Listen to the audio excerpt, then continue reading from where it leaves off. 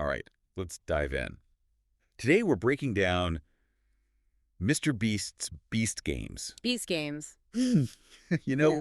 the one with like 1,000 people? 1,000 people. All going after $5 million. $5 million, yeah. Our source material is the first 10 minutes of episode 1. 10 minutes, yeah.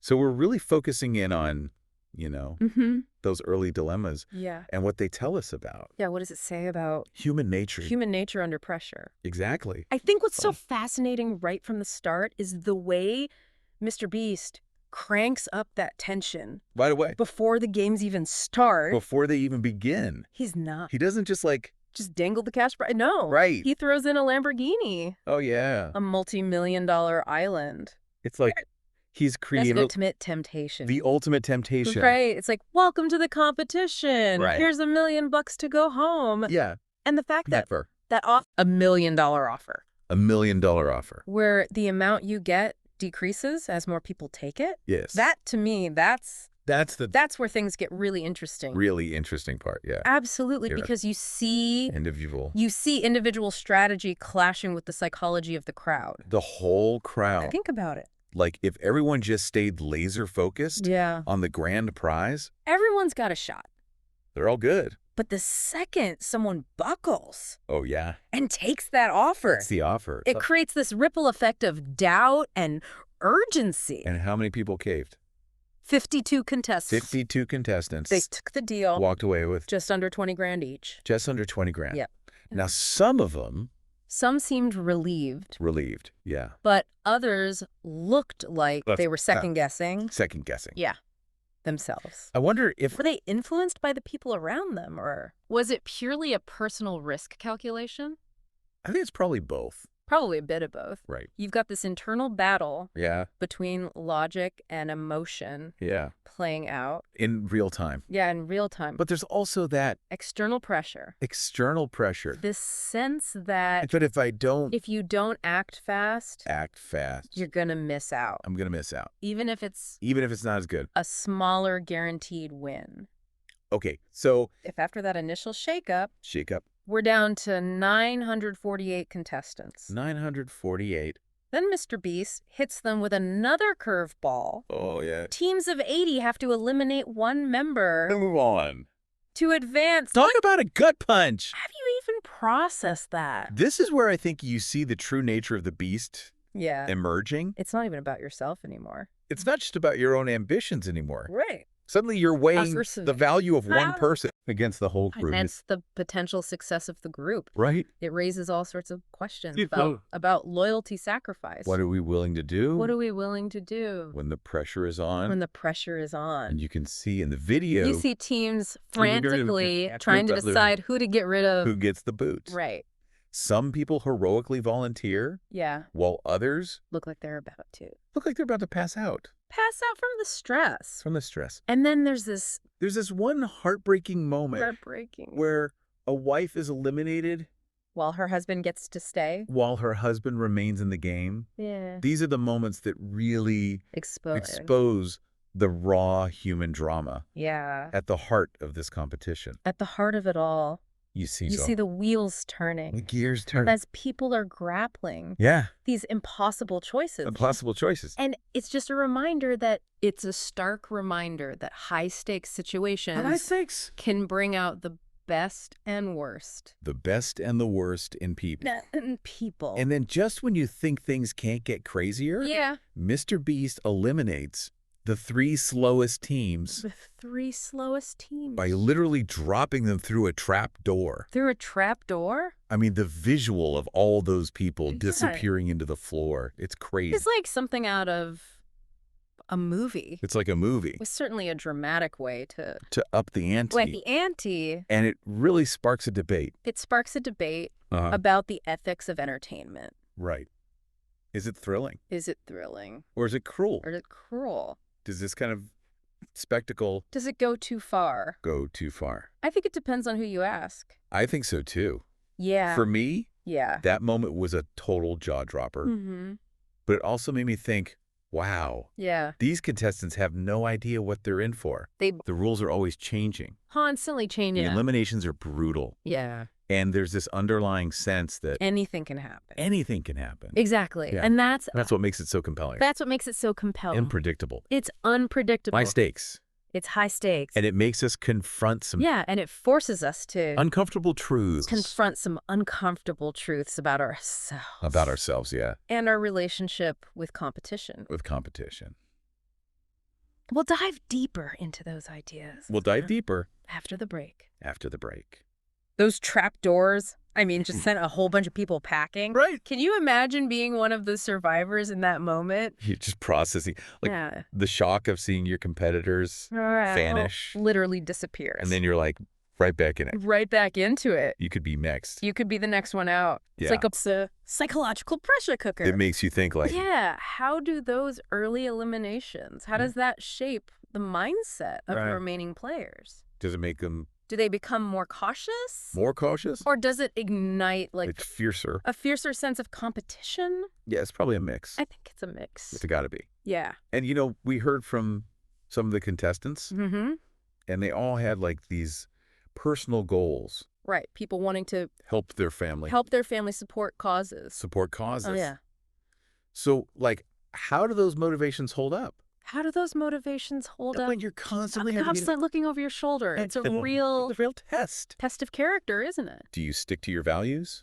Do you stick to your values? Or does that $5 million Or does that $5 million prize make you compromise? It's like that saying, everyone has a price. Everyone has a price. MrBeast might be figuring out. MrBeast might be figuring out what those prices are. Exactly. One challenge at a time. One challenge at a time. Yeah, and it's not even just about your own goals. It's not just about individual ambition. You have to work together with people you don't know. Yeah, with strangers. You stay in the game. With strangers, you now have to trust with your fate in the game. Exactly. So you've got these alliances forming. Alliances, yeah. But there's always that undercurrent of suspicion.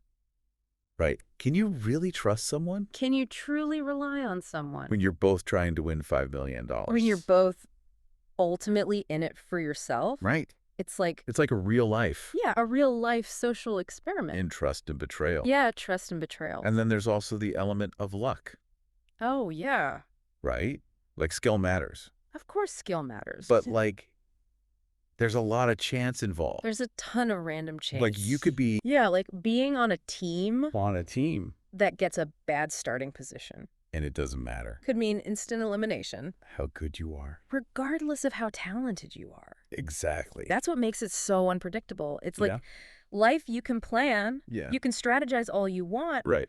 But sometimes fate throws you a curveball. Just throws you a curveball. And how you react. And it's how you react to those. To those unexpected moments. Unexpected moments that really defines you.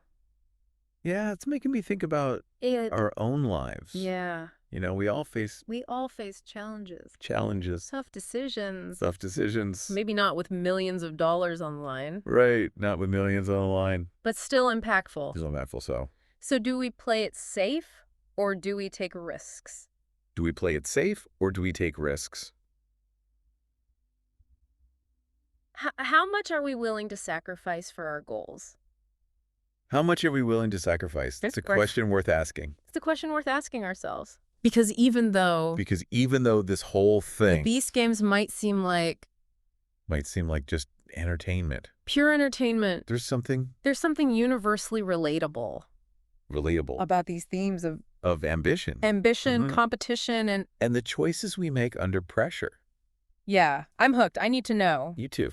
What happens next? Yeah. Who cracks under pressure? Who makes it to the top? Who makes it to the top? And if anyone actually wins the $5 million. And if anyone actually walks away with that life-changing money. I know. But beyond just the thrill of the competition. Yeah. I'm fascinated to see what broader insights. What do we learn? We can glean from this social experiment. About human nature. What does it reveal about human nature? Yeah. In the face of extreme circumstances. We'll delve into that. As we continue our deep dive into the Beast Games, we're back, and we've been talking all about MrBeast's Beast Games. Beast Games. And it's safe to say, this is not your average competition.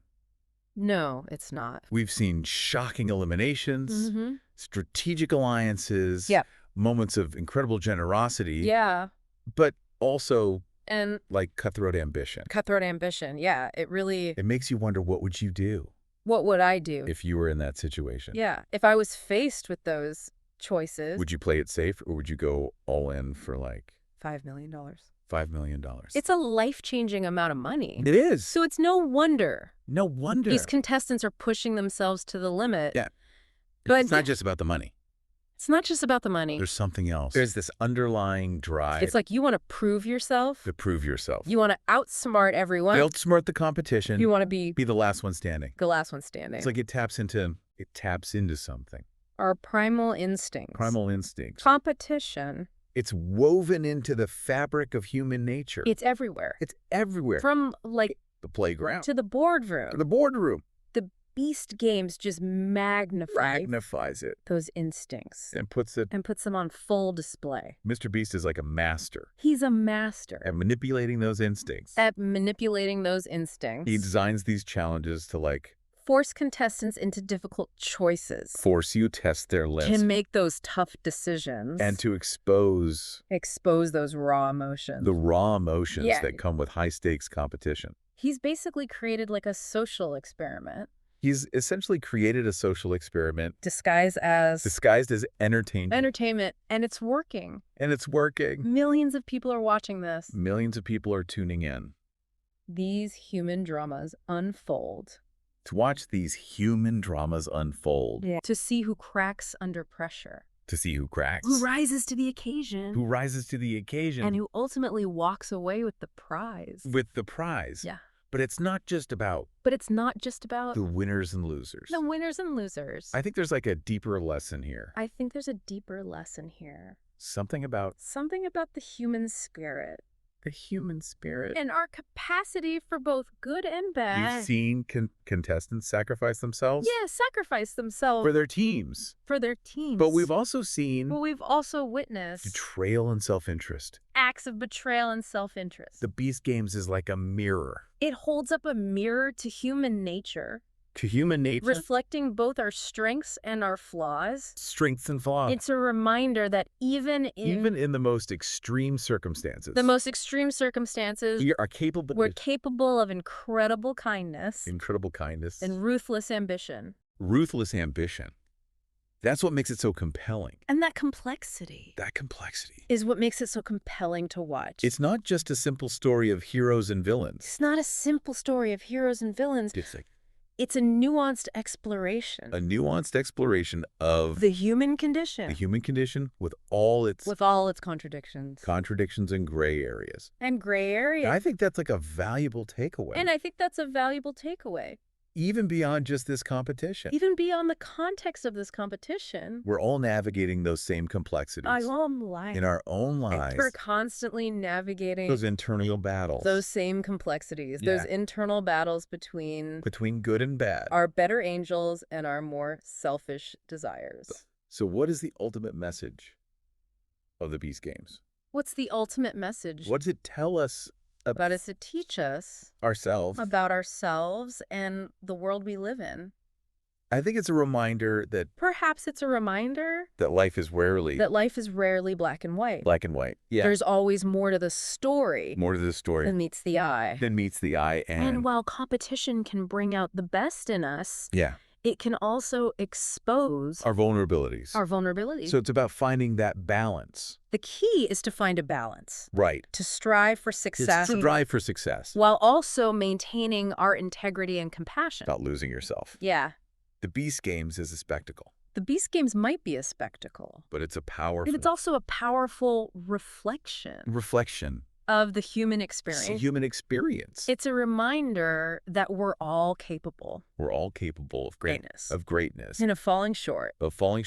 And ultimately... it is our choices. Those are choices. That define us. That define who we are. Well said. As we wrap up this deep dive.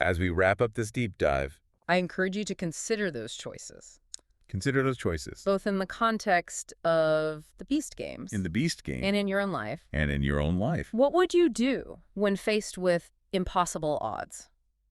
What would you do? What values would guide your decisions? And how would you balance your ambition? How would you balance? With your empathy for others? That's something to think about. These are questions worth pondering. Worth pondering. Long after the final whistle blows. Thanks for joining us for this deep dive into the Beast games.